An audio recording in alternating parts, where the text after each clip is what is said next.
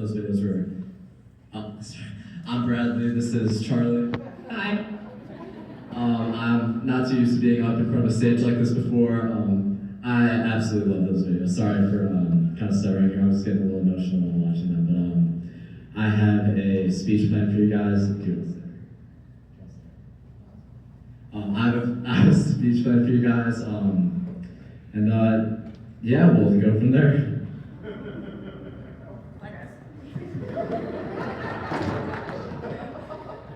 Sorry, she was cluttered. She was kind of getting in the way of everything, but I don't mean that. I don't mean that. Without further ado, I'm gonna jump into the speech. Before I start it, I want to mention something my mom was telling me about.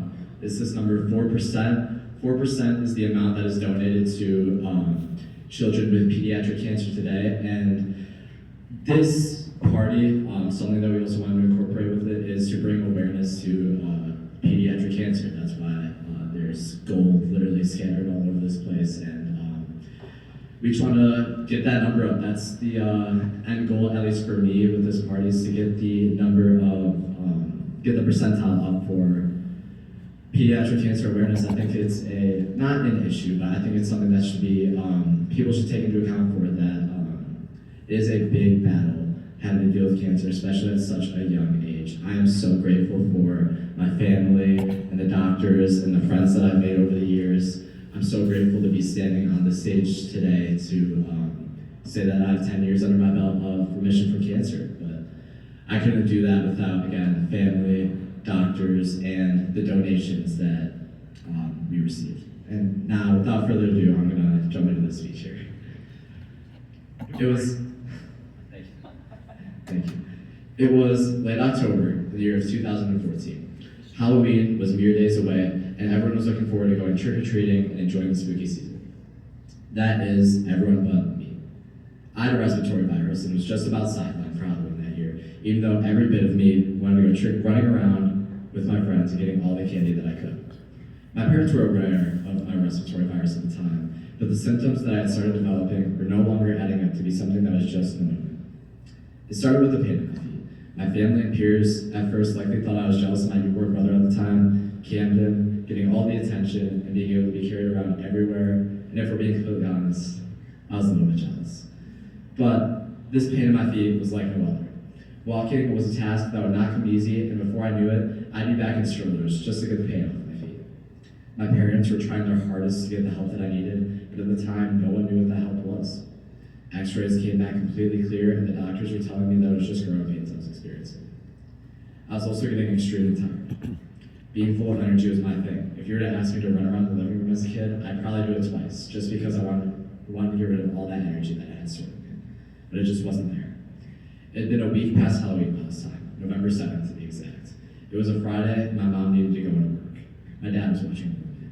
I had just started throwing up, which, like everything else, wasn't adding up to be just pneumonia, just growing pains, or just being dramatic.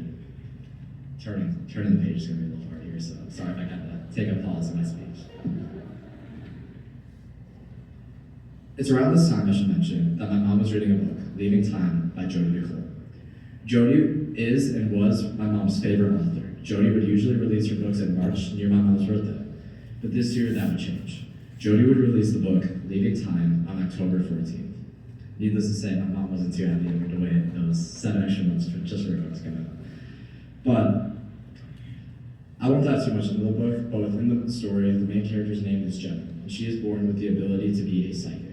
One day, Jenna is working her job at a restaurant, I believe it's in Maine, where she runs into a woman who holds status in Maine. She is a governor, I believe. Is that right? Can I get a fact check on that? Yeah. And this woman has a daughter, and Jenna has a vision that her daughter is undiagnosed with leukemia at the time. And by Jenna being able to know that she's actually able to save her life with such information. Now, my mom had gotten home from work, with my dad and I decided to take us to the doctor to seek medical attention and possibly see if we could get a diagnosis on what was happening. While we were in there, the doctors gave me shots loaded with vitamins to try and tackle whatever it was that I thought I had. My mom asked for a private conversation with the doctor, and the question came, could it be leukemia? The doctor was just about certain. The possibility of such a thing was light years away. The White Sox would win 100 games in a season before something like that would happen. That made me feel pretty certain that it wasn't leukemia. We got home, however, and the doctor actually saw a count of my white blood cells, something once again abnormally high for what it couldn't be. Now looking at it, leg pains and bruisings aren't so far off from being leukemia. Being fatigued all the time isn't too far off from being linked to leukemia.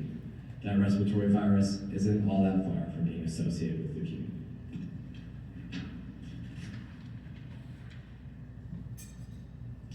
My mom, later that night, the night of November 7th, 2014, got a call that would forever change our lives.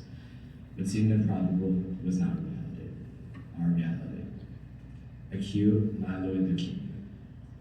I, Bradley Godish, was just a little kid at that time.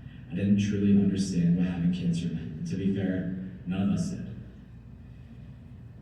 All we knew was that we were in it together, and no matter what happened, we would all be by each other's side. And I was really grateful for that. We were all just as confused as one another, which was perfectly okay. There are so many things I'm grateful for, not just in my battle, but our battle with cancer. Which is why I stand here today in front of everyone for 10 years in remission of leukemia. My parents, mom and dad. If it wasn't for you guys, we wouldn't have caught it so quick, or even worse, too late. You guys were willing to do anything that you could to keep a smile on my face. I remember if I could take all my medicine, my dad would let me get a pie from the gas station and pie in the face. I was the four at times like that. My parents didn't quite know what to do when they heard the news when I wasn't feeling too good in the hospital, but they always did it the right way. You guys had 2 other kids to take care of. One of them being 4 years old at the time, the same age as me, and one being a newborn baby. But it was handled so well. You guys put me on your shoulders and carried me throughout my whole battle. You never panicked and always made the right decisions. If I had to do it again, I would keep you both by my side the entire time.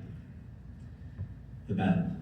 Having to fight through cancer was anything but easy, but it proves how truly unexpected life can be. You never know what can happen tomorrow, so you should live each and every day like it's your last. My battle with cancer doesn't represent who I am, but it can show you that you can do anything you want, even if the odds are stacked against you. Cancer is genuinely a scary thing. It changes lives in the worst way possible. That doesn't mean, however, that cancer is invincible. It takes strong, relentless efforts, but there's always a hope of life. My battle showed me that every day needs to be cherished like it's your last, because waking up is a blessing. My battle also brought to light how dedicated my doctors and nurses are to helping me accomplish something like the milestone we're celebrating today. My doctors and nurses, people like Dr. Morgan, who helped manage my health during chemotherapy, Dr. Schneiderman, who took over when a stem cell transplant was needed, Dr. Joanne, who would come to my house at the crack of dawn just to make sure my health was up to normal, and Nurse Kristen, who kept us all in check during one of the most stressful nights of my parents' lives. These doctors worked relentlessly to make sure my health was up to par in a time when the next day was never guaranteed. They got me all of my needs and always knew what to do in the situation. Last but not least, 2 other very important people came along with us on this ride. One of these people is a little too young to fully understand what was going on, but he was there for the ride, one way or another. Kim, I knew you were just months old at the time. That doesn't mean you weren't a part of this battle with us. Your presence was needed just as much as the next person's was, and I'll always value that I had you right by my side. This next person, however, would pretty much settle my fate. This person was tested for a stem cell transplant to save my life and was a perfect match for me. And when my parents asked her if she'd be willing to go through this stem cell transplant, she looked at them and she said, I'm not busy. I guess, she owes me big time though. That might not be exactly what she said, but it's pretty close. This person, of course, is none other than my sister Charlie. Charlie, without you, none of this would have been possible. It was an absolute miracle that you were able to donate your stem cells to me, and your generosity saved my life. I owe it to you to be up delivering the speech. I owe it all to you, Charlie. You're the reason I wanted to make this speech. You're the reason I was able to deliver this speech. It was all thanks to you.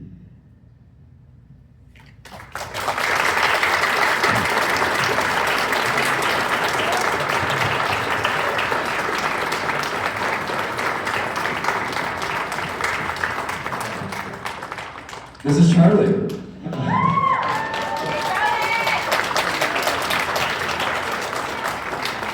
Once again, I owe it literally all to Charlie to be up here on the stage tonight.